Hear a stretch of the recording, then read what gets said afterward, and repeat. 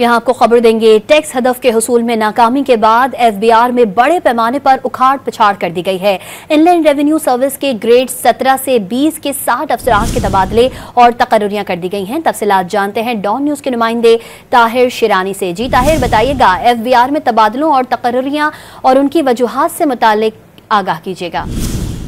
देखें, गुज़श्ता माह भी महीने की पहली तारीख को एफबीआर ने टैक्स हदफ में नाकामी के बाद बड़े पैमाने पर आला सतह पर तबादले और तकर्रियां की थी और उसके बाद जो नया महीना आज शुरू हुआ है, आज भी एफबीआर की जानिब से ग्रेड 17 से 20 के इनलैंड रेवेन्यू सर्विस के 60 अफसरान के तबादले और तकर्रियां की गई हैं।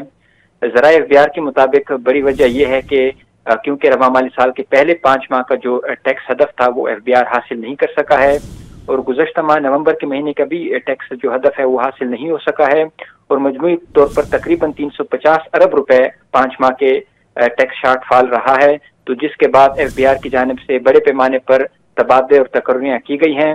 ग्रेड 20 के 2, ग्रेड 19 के 5, ग्रेड 18 के 41 और ग्रेड 17 के 12 अफसरान को तब्दील किया गया है।